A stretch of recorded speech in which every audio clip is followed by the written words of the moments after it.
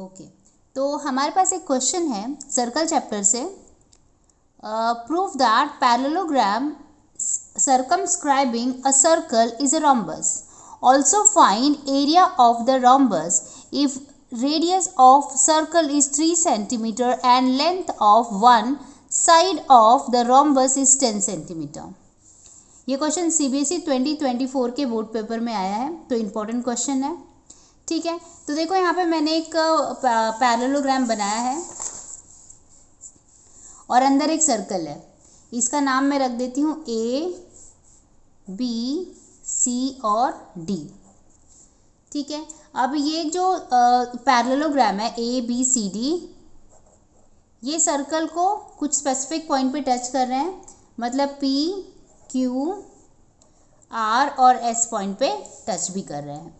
हमें क्या प्रूफ करना है कि ये जो पैरेललोग्राम ABCD है वो एक रोम्बस है। तो मैं यहाँ पे लिख देती हूँ टू प्रूव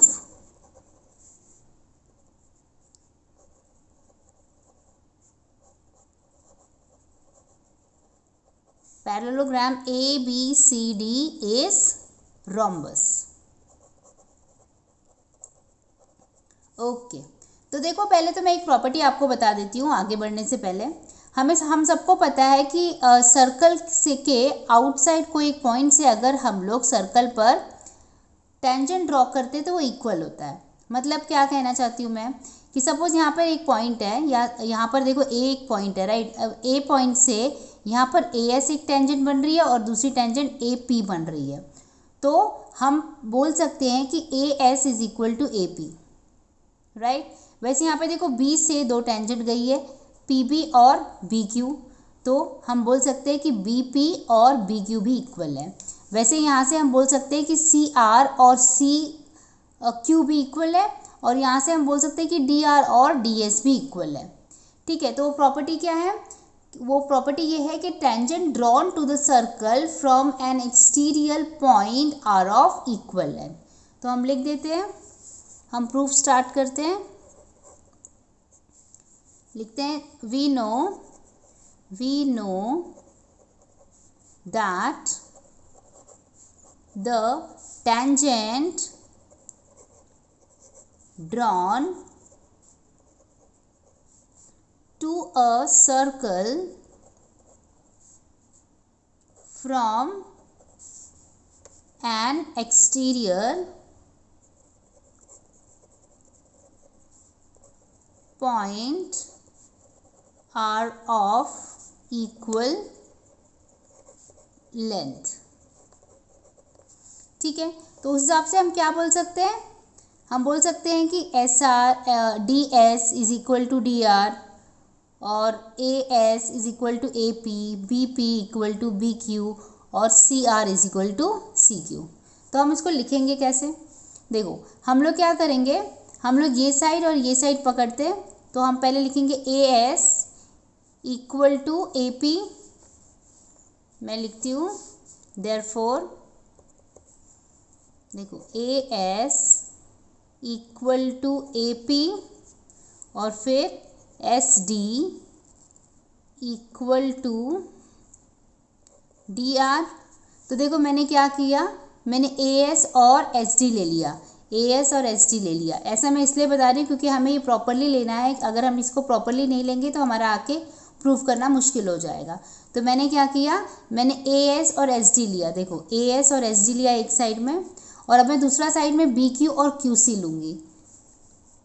तो मैं कैसे करूँगी, BQ यहाँ नीचे लिख देती हूँ, BQ इक्वल टू, BQ किसके बराबर होगा? PB के, तो PB, और यहाँ से CQ इक्वल टू RC। तो देखो मैंने क्या किया, मैंने BQ और QC लिया, नीचे दो पॉइंट में BQ और QC लिया और ऊपर AS और SD ले लिया। ठीक है, ओके। अब हम क्या करेंगे, इक्वेशन 1, 2, 3 और 4 इसको नाम दे देते हैं। अब हम लिखेंगे एडिंग इक्वेशन 1, 2, 3 एंड 4। ऐड कर लेते हैं तो सारे जो राइट हैंड साइड वाले होंगे वो राइट में ऐड हो जाएंगे और लेफ्ट हैंड साइड वाले लेफ्ट में। तो ये सारे प्लस ये सारे, तो कैसे लिखूंगी मैं, A S plus S T plus B Q plus C Q equal to A P plus D R plus P B plus R C. तो मैं लिख देती हूँ A S plus S D plus B Q plus C Q equal to A P plus D R plus P B plus R C. ठीक है, तो देखो अभी यहाँ पर ए एस और एस डी, देखो ए एस और एस डी मिलाकर क्या बन रहा है, ए डी बन रहा है। तो मैं ए एस और एस डी की जगह पे ए डी लिख देती हूँ। ठीक है, बी क्यू और सी क्यू क्या बन रहा है, B Q plus C Q क्या बन रहा है, बी सी बन रहा है। तो मैं इसको बी सी लिख देती हूँ, बी सी। ठीक है, और यहाँ पे देखो ए पी और P B, A P plus P B क्या बन रहा है, ए बी बन जाएगा। तो मैं यहाँ पर इन दोनों की जगह पे ए बी डाल देती हूँ। और फिर डी आर और आर सी क्या बनेगा, देखो डी आर और आर सी बनेगा डी सी। तो मैं यहाँ पर डी सी डाल देती हूँ। ठीक है, ओके। अब देखो जो ए डी और बी सी है, ए डी और बी सी ये दोनों तो इक्वल ही होंगे। क्यों इक्वल होंगे, क्योंकि ए बी सी डी क्या है, पैरेललोग्राम, और पैरेललोग्राम के अपोजिट साइड इक्वल होते हैं। तो फिर A D equal to B C होगा, A D equal to B C होगा। तो मैं अगर यहाँ पर A D plus A D लिखूँ तो क्या प्रॉब्लम है, लिख सकती हूँ ना मैं, क्योंकि बी सी भी तो ए डी के ही बराबर है ना। ठीक है, और फिर यहाँ पर A B plus D C है, देखो A B plus D C ये भी बराबर होगा क्योंकि ए बी अपोजिट साइड बना रहे हैं। तो मैं लिख दूंगी ए बी और यहाँ पर भी डी सी की जगह पे ए बी लिख दूंगी और यहाँ पे रीज़न डाल दूंगी as A D equal to B C and A B equal to D C. ठीक है, साइड्स ऑफ पैरेललोग्राम। ठीक है, अच्छा अब यहाँ पर कितने ए डी हो गए, 2 ए डी हो गया। तो मैं यहाँ पे 2 ए डी लिख देती हूँ। और यहाँ पे कितना ए बी हो गया, 2 ए बी हो गया, 2 कैंसिल हो जाएगा। तो यहाँ पे क्या मिल गया, A D equal to A B. Okay, तो फिगर में देखते हैं हमें क्या मिला। हमें मिला है A D equal to A B, पर ये देखो देखो साइड वाले हैं ये। ठीक है, हमें मिला है कि ए डी जो साइड है वो ए बी के बराबर है, पर ये जो ए डी साइड है वो इसके भी बराबर है। तो इसका मतलब ये भी A B D C C B के भी बराबर होगा। ठीक है, और ए बी जो है वो डी सी के बराबर है। तो इसका मतलब ए डी और बी सी डी सी के भी बराबर होगा। इसका मतलब ये चारों के चारों साइड क्या है, एक दूसरे के इक्वल होंगे। ओके, तो अब देखो ए डी जो है वो किसके बराबर है, बी सी के बराबर है, राइट। और ए बी किसके बराबर है, डी सी के बराबर है। तो हम क्या कह सकते हैं कि चारों साइड एक दूसरे के बराबर हो गए। देयरफॉर हम लिख देंगे directly A D equal to A B equal to B C equal to D C. तो मैंने क्या किया, मैंने ये चारों साइड को लिख दिया कि भाई A D equal to A B equal to B C equal to D C. ठीक है, तो अब हो गया प्रूफ। अगर पैरेललोग्राम के चारों साइड इक्वल है तो ऑब्वियसली वो क्या हुआ, रोम्बस हुआ। Therefore parallelogram A B C D is rhombus. ठीक है, ओके। तो फर्स्ट पार्ट तो क्वेश्चन का हो गया है। सेकेंड पार्ट क्या है, also find area of rhombus if radius of the circle is 3 centimetre. तो देखो रेडियस मतलब यहाँ से यहाँ पर, यहाँ से यहाँ की जो दूरी हो गई वो कितनी होगी, 3 सेंटीमीटर होगी, राइट। या फिर हम बोले यहाँ से यहाँ की दूरी, या फिर यहाँ से यहाँ की दूरी, यहाँ से यहाँ की दूरी सब कितनी हो जाएगी, 3 सेंटीमीटर, क्योंकि रेडियस हमें 3 सेंटीमीटर दिया है। And length of one side of rhombus is 10 centimetre. तो एक लेंथ रोम्बस का 10 सेंटीमीटर है। तो हमें क्लियर हो गया कि अगर एक लेंथ 10 सेंटीमीटर है तो मतलब बाकी सारे लेंथ भी 10 सेंटीमीटर होगा। क्यों, क्योंकि ये तो रोम्बस है। ठीक है, तो हमें क्या करना है, find area of a rhombus. तो हमें ये रोम्बस का एरिया निकालना है।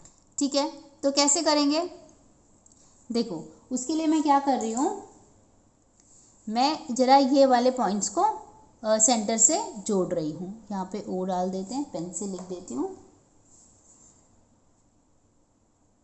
ओके, तो ये सारे पॉइंट्स को मैं कनेक्ट कर रही हूँ ऐसे। इसको भी मैं कनेक्ट कर देती हूँ, इसको भी कनेक्ट कर देती हूँ, और ये भी। ठीक है, तो अगर मुझे एरिया निकालना है इस रोम्बस का तो मैं कैसे करूं, देखो अगर आप देखोगे तो मैं आपको फोकस करवा रही हूँ इस पॉइंट पे। ये देखो एक ट्रायंगल आपको दिखाई दे रहा है DOC पे अगर हम फोकस करें तो एक ट्रायंगल बन रहा है। ठीक है, वैसे ही अगर हम लोग यहाँ पर एक फोकस करें तो यहाँ पर एक दूसरा ट्रायंगल बन रहा है। मतलब हर एक कोने में एक, देखो यहाँ से ये वाले साइड से एक ट्रायंगल बन रहा है, DC से एक ट्रायंगल यहाँ पर बन रहा है। ठीक है, ठीक है, वैसे ही BC से एक ट्रायंगल यहाँ पर बन रहा है COB, और वैसे ही AB से एक ट्रायंगल बन रहा है AOB, राइट।